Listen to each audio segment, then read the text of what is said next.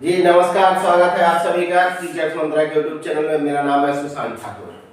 आज के सेशन में हम पेपर एनालिसिस करने वाले हैं। 19 जनवरी जो कल का पेपर था सीटेट का, जो 2022-23 वर्तमान सीटेट चल रहा है, उसमें कल के पेपर का हम लोग एनालिसिस करेंगे।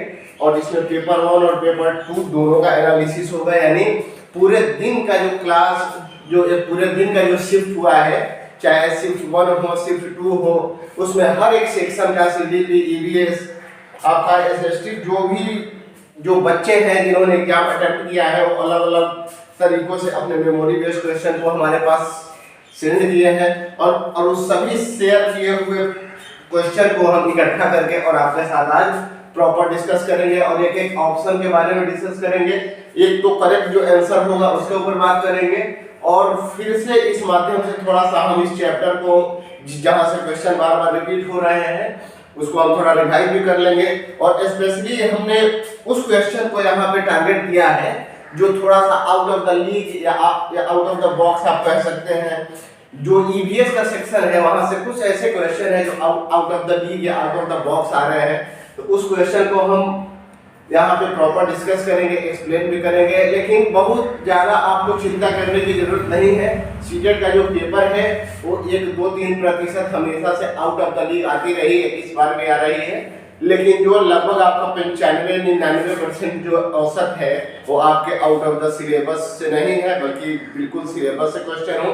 चाहे आप ईवीएस की बात कर ले, चाहे आप सीडीपी की बात कर ले, चाहे आप लैंग्वेज 1 और लैंग्वेज 2 की बात कर लें। तो हम शुरुआत करते हैं कल के पेपर के। पहला एक क्वेश्चन था आपके उष्णकटिबंधीय वर्षा वन वाले राज्य का, आपसे नाम पूछ रहा था। पहला यहाँ का पहला क्वेश्चन, वहाँ अलग अलग शिफ्ट में लोगों का अलग अलग वहाँ पे क्वेश्चन नंबर हो सकता है, लेकिन ये पहला जो क्वेश्चन है जो अभी हम लोग डिस्कस करने वाले हैं जो कल के पेपर का, वो है उष्णकटिबंधीय जो वर्षा वन वाले राज्य है वो कौन से है। तो जो असम है भारत का, एक उस ऑप्शन में जो 4 ऑप्शन था उसमें असम या आसाम जिसको आप बोल देते हैं, वही आसाम इसका सही आंसर होगा। इस आसाम में उष्णकटिबंधीय वर्षा वन वाले राज्य हैं जहां उष्णकटिबंधीय वर्षा होती है। आपके 4 ऑप्शन असम थे, गुजरात थे, आपका मध्य प्रदेश और राजस्थान था, जिसमें आपका सही आंसर असम होने वाला है। हम नेक्स्ट क्वेश्चन की बात कर लेते हैं। एक क्वेश्चन था आपके कि कहाँ के घर जो है वो कटीली झाड़ियों के बने होते हैं। ये घर से हाउस से क्वेश्चन था। तो जो राजस्थान है वहाँ भीषण गर्मी पड़ती है, बहुत ज्यादा गर्मी पड़ती है, और उस गर्मी के कारण जो उसके घर है वो कटीली झाड़ियों से बने होते हैं। तो कहाँ के घर जो है वो कटीली झाड़ियों के बने हैं, तो आपका सही आंसर हो जाएगा राजस्थान। जो राजस्थान है वहाँ के घर आपके कटीली झाड़ियों के बने होते हैं। नेक्स्ट आपका क्वेश्चन है कि a teacher used real object in the class, a teacher used real object in the classroom। ये क्या चीज का एग्जांपल है? एक शिक्षक क्लासरूम में रियल ऑब्जेक्ट का, जो वास्तविक जो वस्तु है उसका एग्जांपल देता है या उदाहरण के रूप में उसको प्रयोग करता है। ये क्या कहलाता है? तो ऐसे चीज को रियलिया कहते हैं। रियलिया है। रियलिया का मतलब है कि आप जब एग्जाम्पल के तौर पे बच्चों को रियल ऑब्जेक्ट दिखा रहे हैं, जैसे आपने छोटे बच्चों को एप्पल के बारे में पढ़ाया और आपने रियल एप्पल ला के दिखा दिया।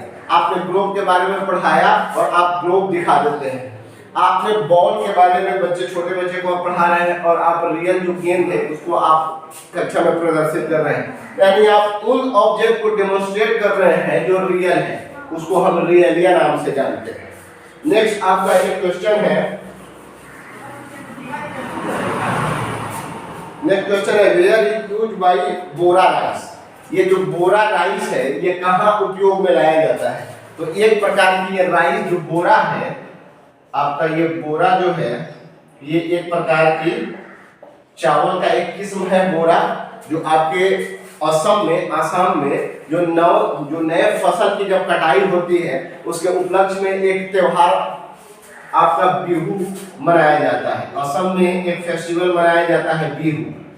इस बिहू के मौके पे भेला घर बना करके और इस बोरा जो एक किस्म है चावल का, इसको पका करके और पूरे असम के लोग या उस समुदाय के लोग बैठकर खाते हैं। तो बोरा एक प्रकार का चावल है, एक प्रकार के चावल का किस्म है जो आपके असम में पाया जाता है। तो इसका सही आंसर आपका असम हो जाएगा। नेक्स्ट क्वेश्चन एक है कि in the Eric Erikson theory the identity crisis on which पियाजे स्टेज, यानी जो एरिक एरिक्सन ने आइडेंटिटी क्राइसिस जो एक टर्म दिया है, पहचान की संकट, ये पियाजे के जो स्टेजेस थ्योरी है या कॉग्निटिव डेवलपमेंट थ्योरी है, उसका ये कौन सा स्टेज होगा। तो उसमें पियाजे ने 4 स्टेज की बात की है, आपकी सेंसरी मोटर स्टेज, आपका pre operational stage, concrete operational stage और फॉर्मल ऑपरेशनल। तो आइडेंटिटी क्राइसिस जो है, आइडेंटिटी क्राइसिस है, ये आपके किशोरावस्था में यानी 12 से 18 जो एडोलेसेंस है, जो एडोलेसेंस है वहां ये प्रेजेंट होता है। अगर इन टर्म्स ऑफ हम पियाजे के अकॉर्डिंग बात करें, अगर अकॉर्डिंग टू पियाजे बात करें, तो पियाजे के थ्योरी में ये आपको फॉर्मल ऑपरेशनल स्टेज जो है 11 से 15 वर्ष, ये फॉर्मल ऑपरेशनल स्टेज, औपचारिक संक्रियात्मक अवस्था 11 से 15 वर्ष, उसमें आपका ये आइडेंटिटी क्राइसिस जो टर्म है या जो एक स्टेज है, ये पियाजे के थ्योरी के अकॉर्डिंग आपको फॉर्मल ऑपरेशनल स्टेज में देखने को मिलेगा। हम नेक्स्ट क्वेश्चन पे बात कर लेते हैं। एक क्वेश्चन था आपका कि pink colour with girl and blue with boy on a regular basis represented, यानी जो है इनका कहने का मतलब है कि जो गुलाबी कलर है वो लड़कियों के लिए है, तथा ये आपका ब्लू जो नीला कलर है ये लड़कों के लिए है। ये क्या दर्शाता है? तो ये जेंडर स्टीरियोटाइप दर्शाता है। इसको हम जेंडर स्टीरियोटाइप बोलते हैं, जेंडर स्टीरियोटाइप्स, यानी लिंग रूढ़िवादिता, यानी इस रंग को कुछ काम को, जैसे एक जोड़ दिया जाता है कि जो किचन का काम है, जो घर का काम है, जो खाना बनाने का काम है, वो महिलाएं ही करेंगी, और पुरुष जो है वो पत्थर तोड़ने का काम या ऑफिस का काम करेंगे। ये आपका क्या है? ये आपका जेंडर स्टीरियोटाइप्स है, ये लिंग रूढ़िवादिता है, जिसको जेंडर से समाज ने उस प्रॉपर वर्क को, प्रॉपर कलर को, उस पार्टिकुलर चीज को आपके साथ जेंडर के साथ उसको एसोसिएट कर दिया है। तो ये जेंडर एसोसिएशन है या जेंडर स्टीरियोटाइप्स है या जेंडर स्टीरियोटाइपिंग है, जिसको लिंग रूढ़िवादिता बोलते हैं। नेक्स्ट आपका क्वेश्चन है student is ability to reflect on their own learning is called, ये मेटाकॉग्निशन का क्वेश्चन है कि जब विद्यार्थी जो है वो अपने ही अधिगम पर रिफ्लेक्ट कर पाते हैं या उसको एनालिसिस कर पाते हैं, ये क्या कहलाता है? ये आपका मेटाकॉग्निशन कहलाता है, ये आपका मेटाकॉग्निशन कहलाता है। मेटाकॉग्निशन का मतलब है cognition about cognition, cognition about cognition, या आप कह सकते हैं थिंकिंग अबाउट थिंकिंग। इसका मतलब है थिंकिंग अबाउट थिंकिंग, यानी मेटाकॉग्निशन का मतलब होता है परासंज्ञान। जब आप अपने ही काम को, जो आप काम किए हैं, उस काम को आप फिर खुद ही आप रिफ्लेक्ट कर पाते हैं, आप एनालिसिस कर पाते हैं, जज कर पाते हैं, आप सही गलत की पहचान कर पाते हैं। जब आप खुद के ही वर्क पे, खुद के ही कामों पे जब आप रिफ्लेक्शन करना सीख जाते हैं, मैनेज करना सीख जाते हैं, ये आपका मेटाकॉग्निशन का पार्ट है। मेटाकॉग्निशन का मतलब होता है कि खुद के कामों का जब आप सेल्फ अंडरस्टैंडिंग को आप जब सेल्फ रेगुलेट करने लगते हैं, खुद के समझी हुई चीजों को जब आप खुद ही रिफ्लेक्ट करेंगे, या ये प्रोसेस आपका मेटाकॉग्निशन के अंतर्गत आता है। नेक्स्ट क्वेश्चन है आपका जो नेक्स्ट क्वेश्चन है क्या है कि कौन सा जीव जो है वो मृत और सड़े हुए जानवर को खाता है? कौन सा जो जीव है वो मृत और सड़े हुए जानवर को खाता है? तो आपका आंसर जो है वो ऑप्शन में मशरूम था, तो मशरूम आपका सही आंसर हो जाएगा। मशरूम जो है वो सड़े हुए आपके जानवर, कौन सा जो मृत और सड़े हुए जानवर को, जो जानवर या जो पक्षी जो डेड हो जाते हैं, उस डेड बॉडी को ये खाता है मशरूम। आपका जो मशरूम है, ये इसका सही आंसर है कि कौन सा जीव मृत और सड़े हुए जानवर को खाता है, तो मशरूम इसका सही आंसर हो जाएगा। नेक्स्ट क्वेश्चन है कि when is water day celebrated? किस दिन विश्व जल दिवस है, या जो जल दिवस है वो कब मनाया जाता है? तो 22 मार्च जो है, 22 मार्च, ये आपका वाटर डे सेलिब्रेट किया जाता है। ये आपका वाटर डे सेलिब्रेटेड है इस दिन, 22 मार्च को विश्व जल दिवस मनाया जाता है। दूसरा आपका नेक्स्ट क्वेश्चन है, how many instruction are given on the screen of the navy.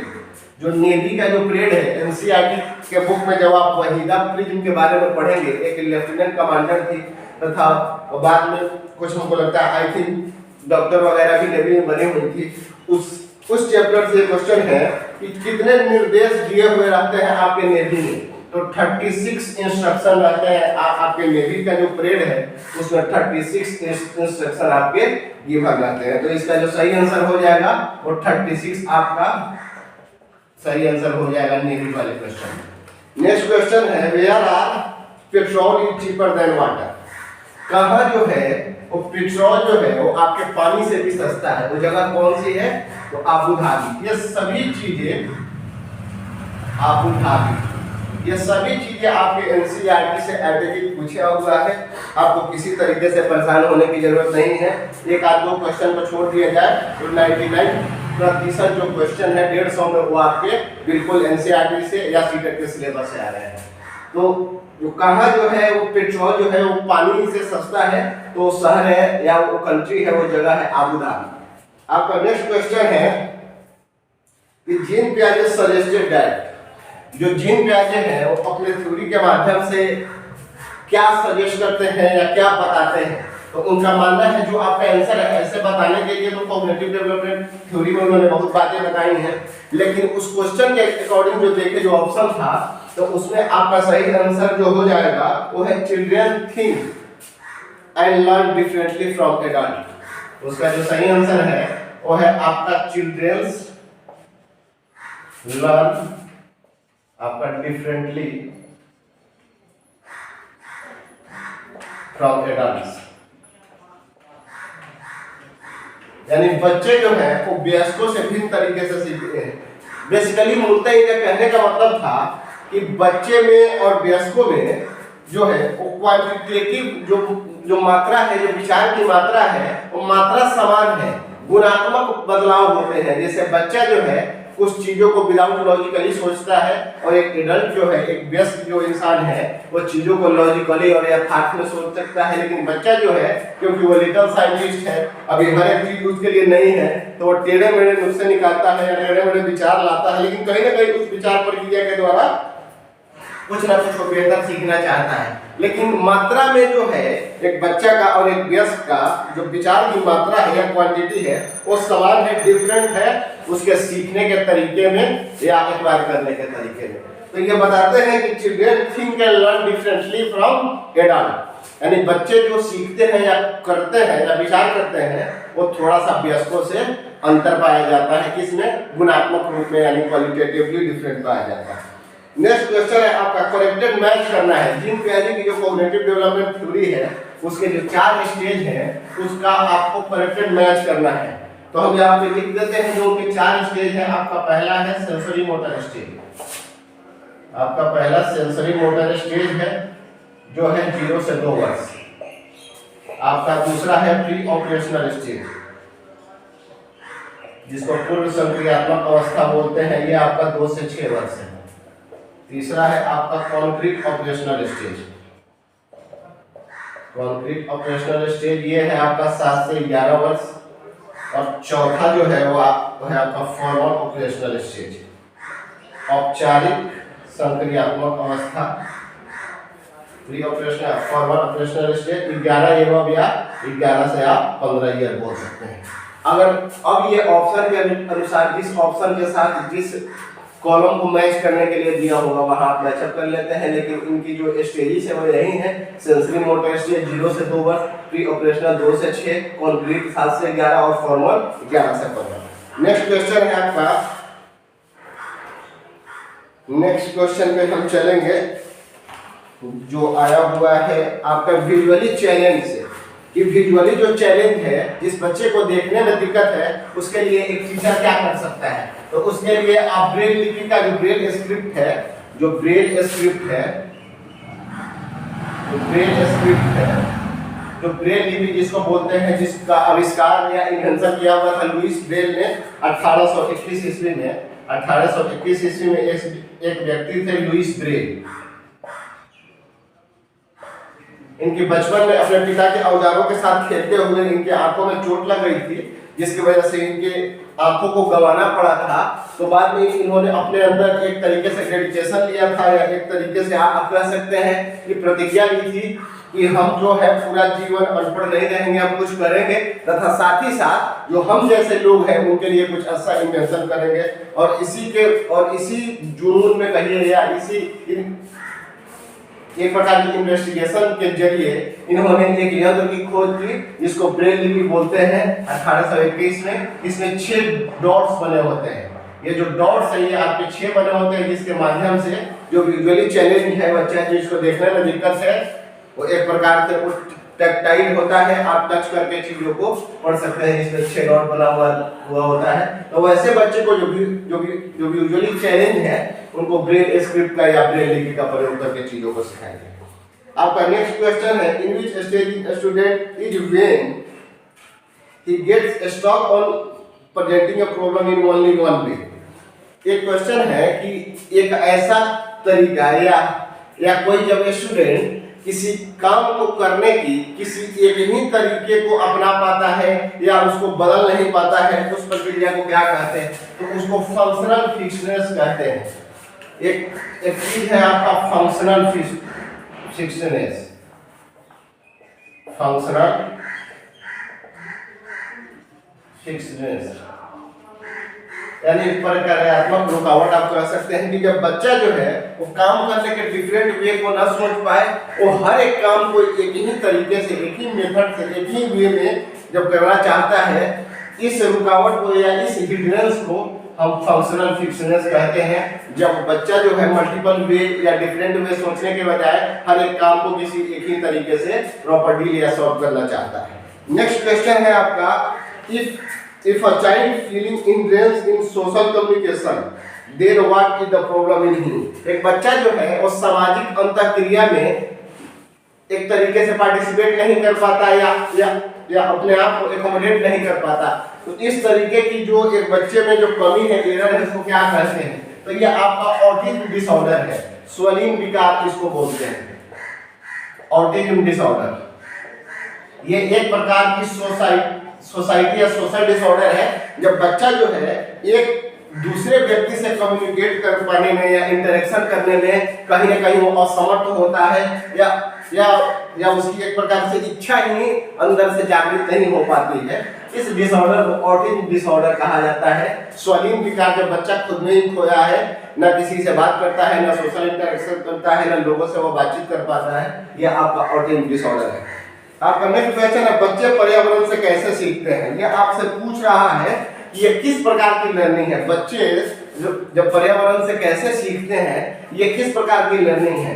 तो जो असेसमेंट एज लर्निंग है, फॉर लर्निंग है, ऑफ लर्निंग है, उसमें का ये क्या है? तो ये आपका असेसमेंट एज लर्निंग है।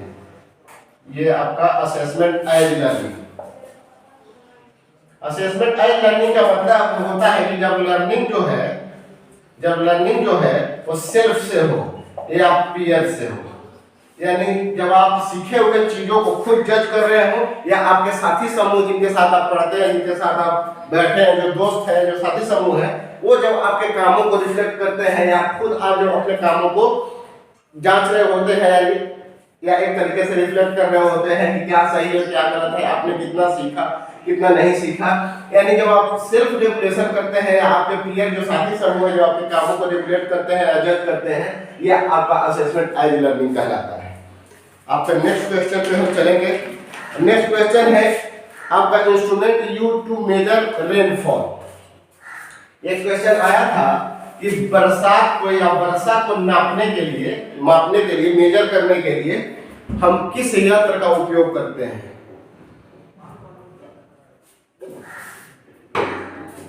यानी कितनी सेंटीमीटर वर्षा हुई है, इसको मेजर करने के लिए किस इक्विपमेंट का या क्या इंस्ट्रूमेंट का, किस यंत्र का उपयोग किया जाता है? तो इसका सही आंसर है रेन गेज, रेन गॉज जिसको बोल देते हैं। हिंदी में रेन गेज आप लोग पढ़ते हैं, लेकिन रेन गॉज इसका सही आंसर है। रेन गॉज एक आपका इक्विपमेंट है या एक तरीके का इंस्ट्रूमेंट है जिसके जरिए हम वर्षा को मीटर में, सेंटीमीटर में जो भी चीज है उस वर्षा को हम प्रॉपर मेजर कर सकते हैं। नेक्स्ट आपका क्वेश्चन है which emotion motivate learners to learn. कौन सा ऐसा संवेग है, इमोशन है, जो आपको सीखने में मदद करती है। आपके वहां पे 4 ऑप्शन थे, लेकिन जो होप ऑप्शन था, एक ऑप्शन था होप, इसका अर्थ है आशा। ये आपका सही आंसर है, क्योंकि ये पॉजिटिव इमोशन है। बाकी जो गुस्सा है, आपका जो एंगर है, जो आपके अंदर एक प्रकार के डिसगस्ट है, जो घृणा है, ये सब आपका नेगेटिव इमोशन है। और ये जो होप है, आशा है, खुशी है, ये आपकी कहीं ना कहीं एक पॉजिटिव इमोशन है। तो आप सीख उसी से सकते हैं या उसी वक्त सकते हैं जब आपके अंदर पॉजिटिव इमोशन रन कर रहा हो या काम कर रहा हो। तो पॉजिटिव इमोशन वाला जो आंसर है वो आपका सही आंसर हो जाएगा। नेक्स्ट क्वेश्चन है आपका, एक क्वेश्चन था आपका कोलबर्ग थ्योरी क्रिटिक कि जो लॉरेंस कोलबर्ग है, जो लॉरेंस कोलबर्ग जो एक व्यक्ति है जिन्होंने मॉरल डेवलपमेंट थ्योरी दिया था, उनके क्रिटिक्स के बारे में पूछा है कि किसने उसके थ्योरी को, कोलबर्ग के थ्योरी को, जो कोलबर्ग है उनके थ्योरी को किसने क्रिटिसाइज किया हुआ है, क्रिटिक पूछा है। तो एक इन्हीं की स्टूडेंट थी या एक महिला थी, कैरोल गिलीगन। आपकी कैरोल गिलीगन, इस कैरोल गिलीगन नामक महिला ने ये आपके लॉरेंस कोलबर्ग के मॉरल डेवलपमेंट थ्योरी को कहीं ना कहीं क्रिटिसिज्म किया है या क्रिटिक किया है, क्योंकि इन्होंने इस थ्योरी को जेंडर बायस बताया है। क्योंकि इन्होंने जो 72 लड़के जो सैंपल के रूप में लिए थे 72, वो सिर्फ बॉयज थे। तो इस आधार पर भी इन्होंने बताया है कि जो सैंपल है उसमें सिर्फ लड़के हैं, लड़कियां नहीं है, इसलिए जेंडर बायस इस थ्योरी को बताती है। तथा ये बताती है कि ये जो इन्होंने हिंज का जो डिलेमा लिया है, एक जो दुविधा लिया है, जो बच्चों के सामने रखा है, वो सिर्फ एक हाइपोथेसिस है, एक परिकल्पना है। अगर रियलिटी में वो चीज हो तो उसका डिसीजन, उसका कंक्लूजन कुछ अलग हो जाता है या बदल जाता है। तो कैरोल गिलीगन आपको नाम याद रखना है, जिस महिला ने कोलबर्ग थ्योरी का क्रिटिक किया था या क्रिटिसिज्म किया था। आपका नेक्स्ट क्वेश्चन है कि आगे फॉर्मल ऑपरेशनल स्टेज का कैरेक्टरिस्टिक्स क्या है। जो पूर्व संक्रियात्मक अवस्था है उसकी क्या एक प्रकार की विशेषता है। तो उसमें धीरे धीरे थोड़ा थोड़ा जो है वो लॉजिक आना, जिसे उसको हम एक प्रकार से झूठी लॉजिक बोल सकते हैं, जिसको हमको प्रॉपर वर्ड याद नहीं आ रहा कि उसको क्या बोलते हैं। लेकिन उस उम्र में बच्चे जो है, वो सबसे बड़ी चीज जो है कि एनिमिज्म का थोड़ा सा गुण पाया जाता है। और बच्चे जो है वो कहीं ना कहीं एक प्रकार से आप कह सकते हैं। आप नेक्स्ट क्वेश्चन थोड़ा सा हम देख लेते हैं, क्योंकि क्वेश्चन की मात्रा हमको ज्यादा लग रही है। नेक्स्ट क्वेश्चन में बात कर लेते हैं पियाजे फॉर्मल ऑपरेशनल स्टेज कैरेक्टरिस्टिक्स। जो हम औपचारिक संक्रियात्मक अवस्था है उसकी विशेषता की हम बात कर रहे थे। तो उसकी सबसे बड़ी जो विशेषता है वो फॉर्मल ऑपरेशनल स्टेज की, वो है आपका hypothetico deductive reasoning. Hypothetico deductive reasoning, deductive reasoning, hypothetico deductive reasoning, जिसको हम हिंदी में उच्च परिकल्पनात्मक या निगमनात्मक तर्क बोल देते हैं। कहने का अर्थ है हाइपोथेटिको डिडक्टिव रीजनिंग का कि बच्चा जो है अब्स्ट्रैक्ट थिंकिंग कर पाता है। जो चीज उसके सामने नहीं भी है, जो वस्तुएं उसके सामने प्रेजेंट नहीं भी है, जो सिचुएशन उसके सामने प्रेजेंट नहीं भी है, उसके बारे में भी, उस अब्स्ट्रैक्ट ऑब्जेक्ट के बारे में भी वो एनालिसिस कर पाता है, बता पाता है, सोच पाता है, या एक प्रकार से अपनी विचार प्रक्रिया बना पाता है। और हाइपोथेटिको डिडक्टिव रीजनिंग का मतलब है कि जो चीजें आपके सामने नहीं है, उच्च प्रकार की जो परिकल्पना है, हाइपोथेटिक है, वो आप लगा पाते हैं या सोच पाते हैं या कर पाते हैं। ये मुख्य कैरेक्टरिस्टिक्स है। नेक्स्ट क्वेश्चन है आपका Vygotsky considered which tools important for development. लेओ वाइगोस्की के अनुसार आपके विकास के लिए कौन सी टूल, कौन सा यंत्र का काम करता है। तो ये बात करते हैं SCL की। एस से आपका है सोसाइटी, इस C से संबंध है कल्चर, और ये L से संबंध है लैंग्वेज। ये तीन चीजें जो वाइगोस्की है, जो एक किसी व्यक्ति के विकास की प्रक्रिया में ये तीन चीजें महत्वपूर्ण है, समाज, संस्कृति और भाषा, सोसाइटी, कल्चर और लैंग्वेज। नेक्स्ट क्वेश्चन में पढ़ते हैं क्वेश्चन ऑन इंटरपर्सनल इंटेलिजेंस। जो हार्वर्ड गार्टनर की जो मल्टीपल इंटेलिजेंस थ्योरी है, जिसमें उन्होंने 8 प्रकार की बुद्धि की बात कही है, उस थ्योरी में इंट्रापर्सनल इंटेलिजेंस से आपका क्वेश्चन आया है। इंट्रापर्सनल इंटेलिजेंस यानी वह व्यक्ति जो खुद के बारे में बेहतर समझ पाता हो या अंडरस्टैंडिंग फॉर सेल्फ। ऐसे लोग जो फिलोसोफर है, जो दार्शनिक है, जिनको खुद के सेल्फ के बारे में, खुद के बारे में, अपने मन के बारे में, शरीर के बारे में, अपने दिमाग के बारे में, यानी ओवरऑल जो जिनको सेल्फ अंडरस्टैंडिंग हो, खुद के बारे में, खुद के इमोशन का, खुद के हर एक चीज का, यानी सेल्फ के बारे में जिसका बेहतर नॉलेज हो, बेहतर कंट्रोल हो, आपका इंट्रापर्सनल इंटेलिजेंस की कैटेगरी में आते हैं। नेक्स्ट क्वेश्चन है आपका अब्स्ट्रैक्ट थिंकिंग कब आती है? पियाजे के अनुसार जो अब्स्ट्रैक्ट थिंकिंग है, जो अमूर्त सोच है, तो अभी हमने बात किया है, वो है आपका formal operational stage. Formal operational stage जो औपचारिक संक्रियात्मक अवस्था है आपकी पियाजे के थ्योरी के अनुसार 11 से 15 वर्ष की, उसमें अब्स्ट्रैक्ट थिंकिंग आ जाती है। अब्स्ट्रैक्ट थिंकिंग जो है या हाइपोथेटिकल डिडक्टिव रीजनिंग जो है आ जाती है फॉर्मल ऑपरेशनल स्टेज 11 से 15 वर्ष में। आपका नेक्स्ट क्वेश्चन जो है वो है जेडपीडी से एक क्वेश्चन है, जो जोन ऑफ प्रॉक्सिमल डेवलपमेंट है, जो संभावित विकास का क्षेत्र है, इसको दिया हुआ था वाइगोस्की ने। लेकिन ये जो जेडपीडी जो टर्म है, जो जोन ऑफ प्रॉक्सिमल डेवलपमेंट जो टर्म है, इस टर्म को क्वाइन किया हुआ था ब्रूनर ने। जेरोम ब्रूनर एक व्यक्ति है, जेरोम ब्रूनर।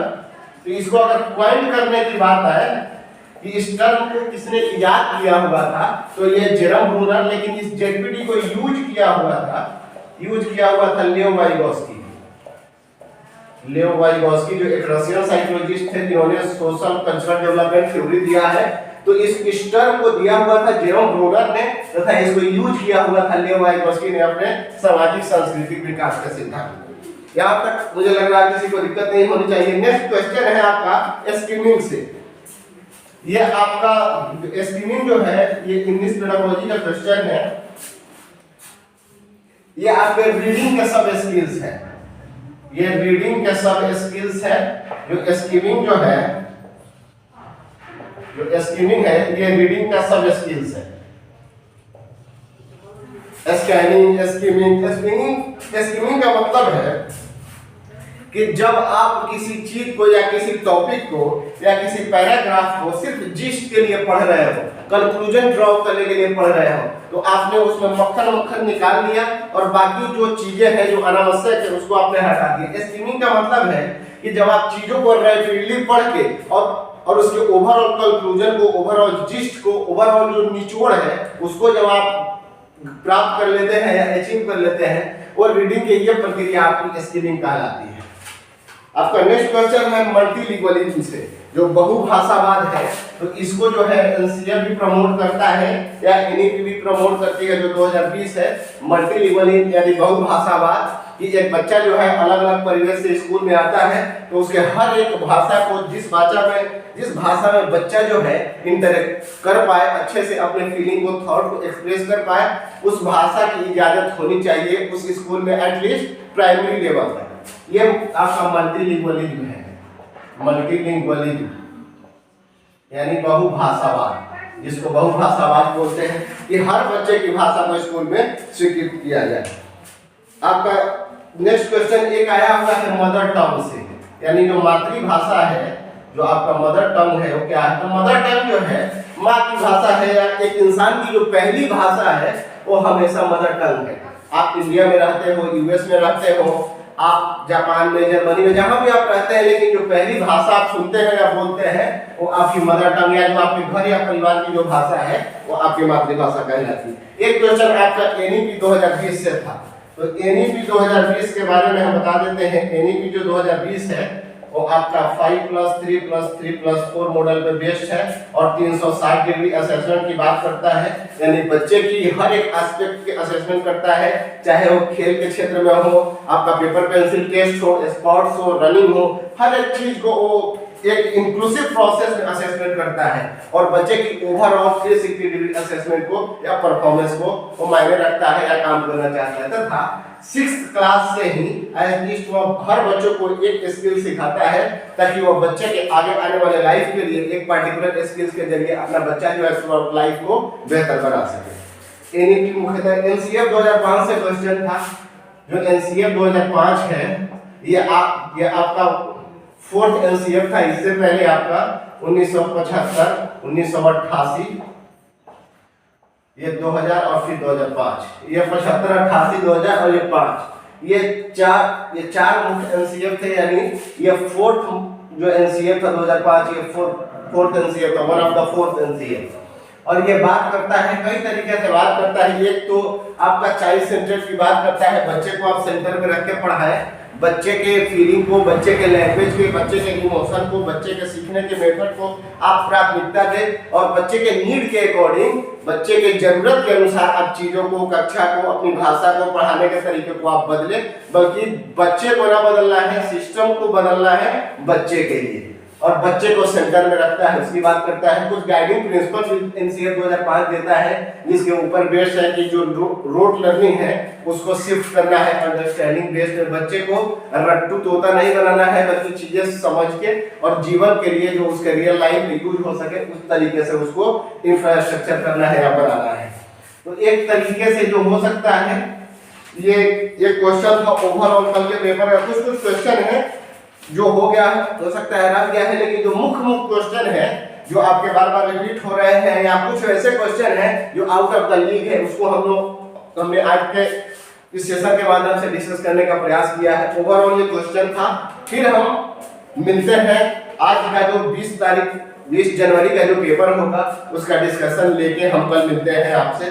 तब तक आप अपना पढ़ाई करें, निरंतर ध्यान रखें, और जिनका आगामी सीटेट एग्जाम है, आने वाले डेट में जिनका एग्जाम है, वही एनालिसिस पेपर जरूर देखें, क्योंकि ये एनालिसिस पेपर आप लोग के लिए कहीं ना कहीं एक बेहतर काम करेगी या आपकी एक अंडरस्टैंडिंग बिल्ड करेगी।